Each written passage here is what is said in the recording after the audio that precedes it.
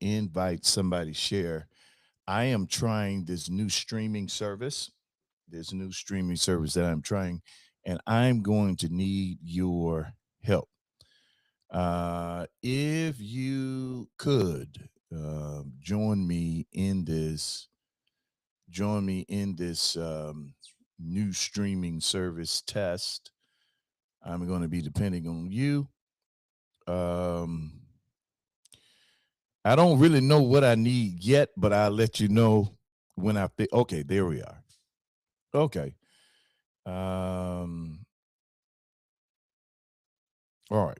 So this morning, we're going to be talking about something that I believe is very important. If you have comments, things you want to share, make sure you put it on the screen, and I promise you, I will do my best to get to that. But before we do that, let's do this.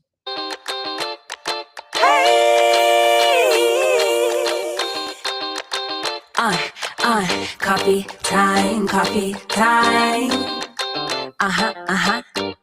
Yeah, this ain't your average cup of joe.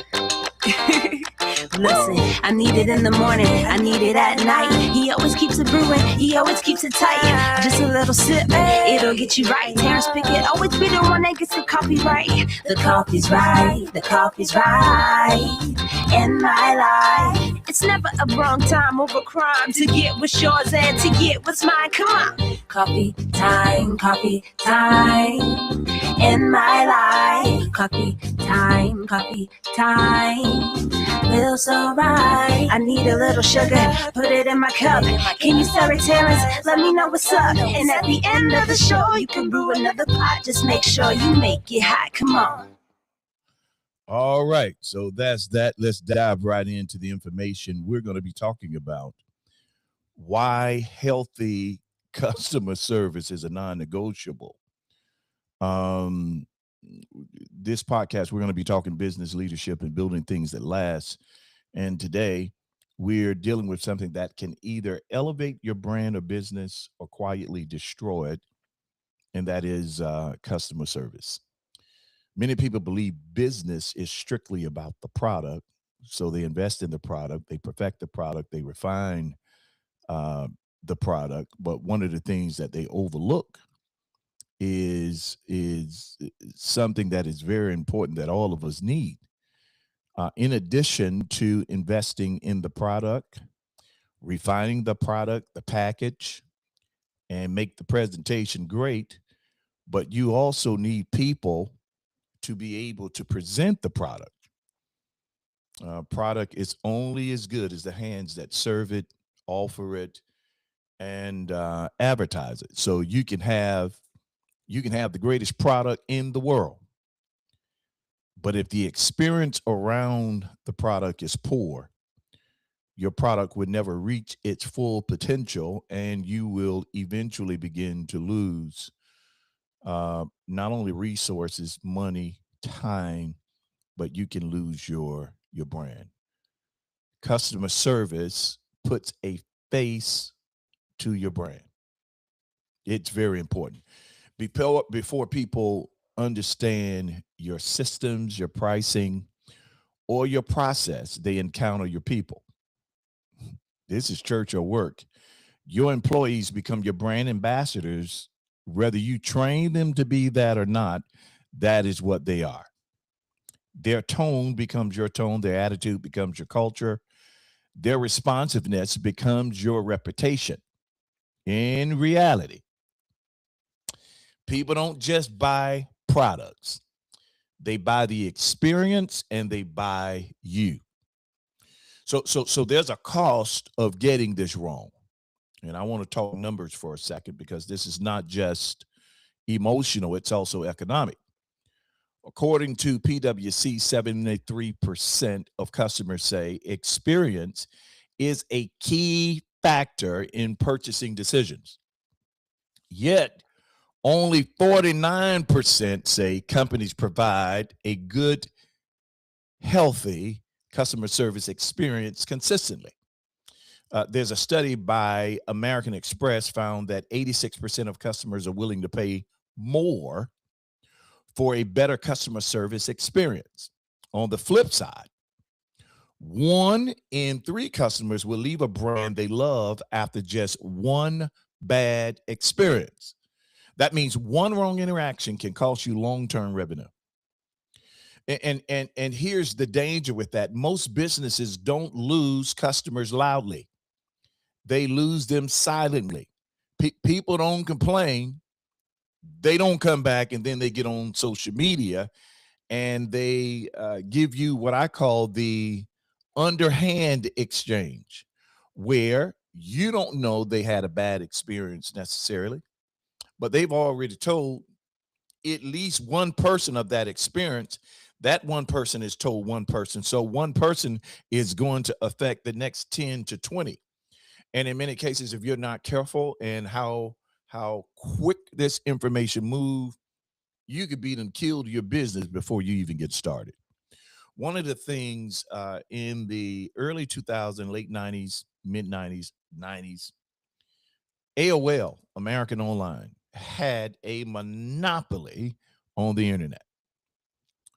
Because they knew they owned the monopoly, people thought getting online was AOL. They didn't understand that AOL was a service provider. No, they thought AOL was the internet. And slowly but surely, because they did not correct issues within their customer service department, other companies began to sneak up on them. Now, here's where it gets real for many business owners. We're in a time where people, they don't want to work. They consistently do not want to work, or they want to work at their leisure, or they don't want to work with excellence. So what happens inadvertently is companies feel pressured and they begin to hire whoever is available instead of whoever is aligned. Companies are between a rock and a hard place because people don't want to work. Those PPP loans, COVID, it shifted not only who we are, but it shifted our world, and people became lazy. This new generation, they're making all money just making content videos. And as a result of that, if I can make all this money doing content, why am I going to take the time to go get a job? And because of that decision, while it may not be the complete answer, it's a lot of what's going on in our society. This generation just refused to work. So companies have to hire whoever is available instead of who is aligned. And that decision alone, while it may fix or solve short-term staffing problems, it's going to quietly sink your business or subtly slow it down until you tank. Because when you put the wrong people in front of your customers, they're going to mishandle those relationships you're trying to build. They lack emotional intelligence. They don't represent your values. They are going to damage your trust. And over time, they're going to begin to drive your brand into the ground. Now, I know what I'm talking about.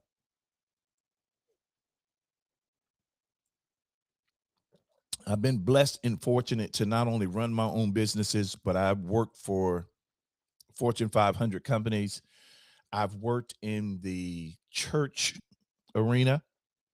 And the one thing that is consistent, whether it's business, corporate, church, you're an entrepreneur, if that customer service is not right, they're going to drive your business into the ground. And it happens so quickly. So I want to give you some examples of healthy customer service,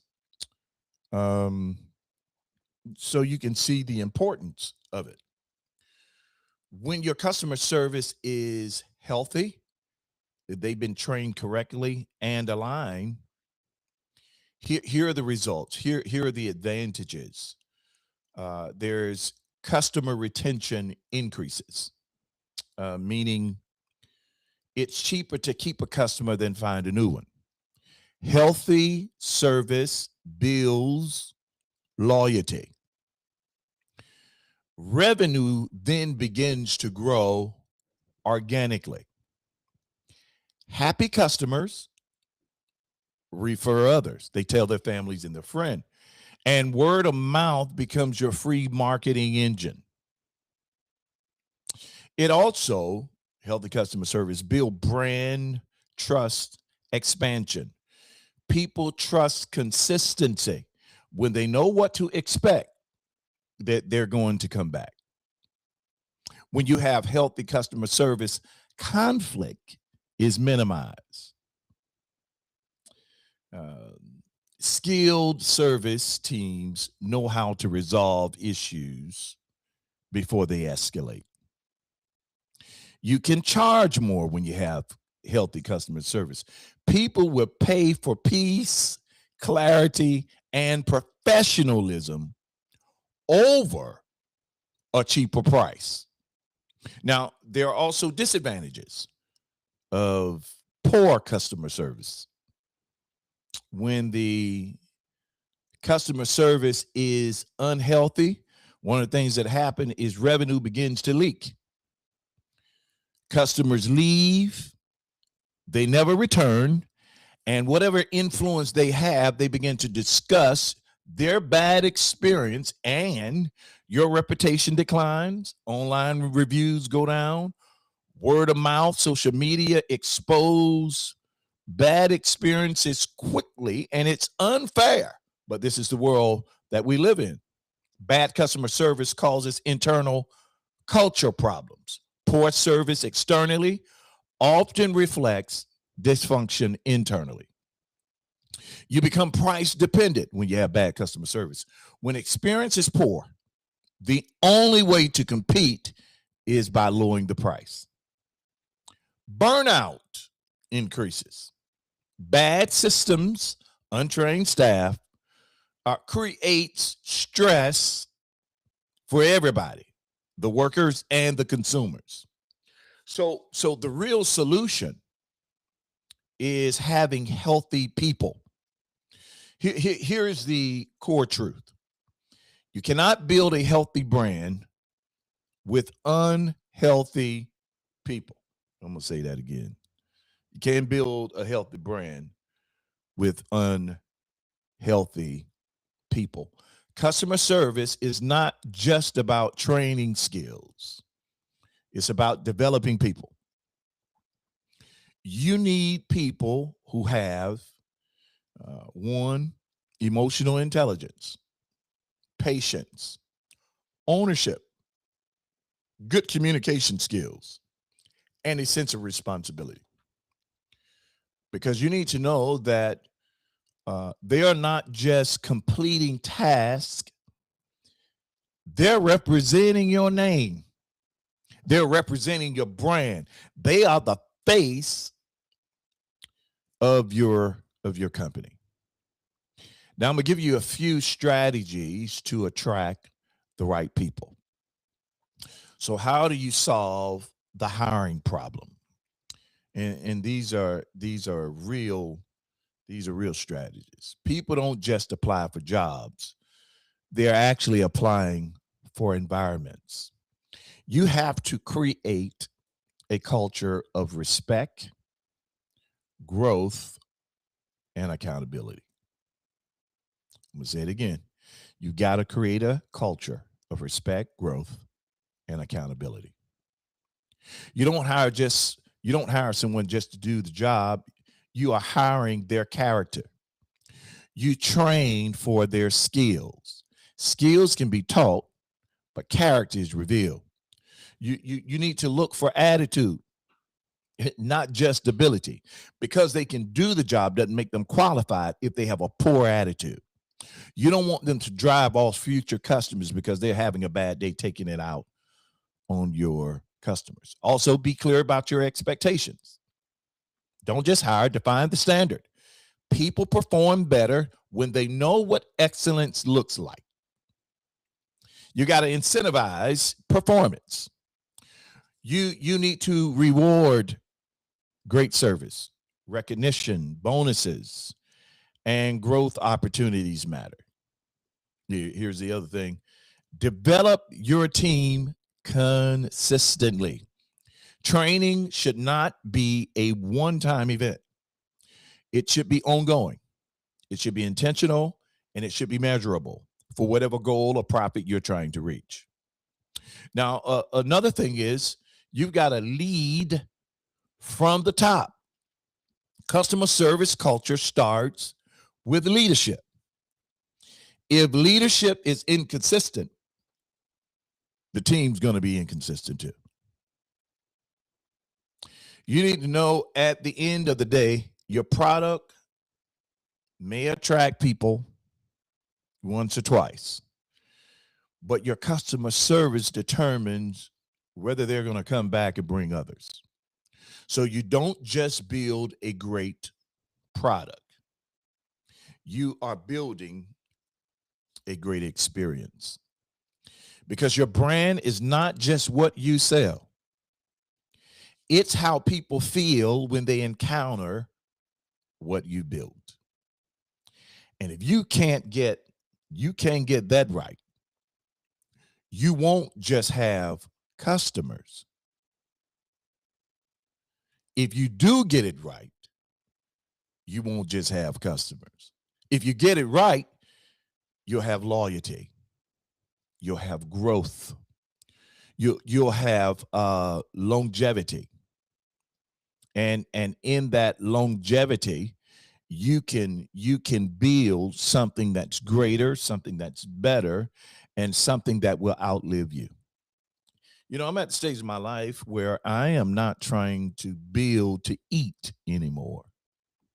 I am building for legacy.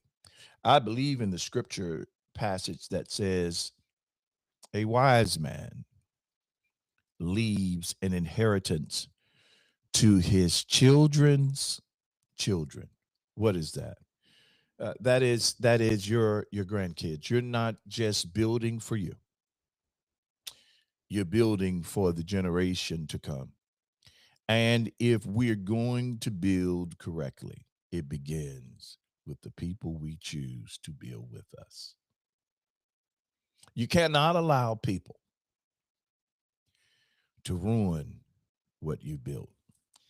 I tell you something that's it's real simple yet profound. You have to pray and ask God to send the right people. Because in a culture where people do not want to work, the pickings are slim. But I believe wherever God guides you to, he's going to provide for it. So you have to speak the right thing in regards to how you believe. You have to pray and ask God to help. And then you have to have enough discernment to choose the right people. That's it for today. You're born to win, predestined to succeed. There's nothing that can happen to you today that the wisdom inside of you cannot handle. You've got to slow down, use emotional intelligence, and trust God, and choose wisdom. When you choose wisdom, you will always win. Have a great day. Remember to think higher, speak life, seek wisdom, and stay strong. Have a great day.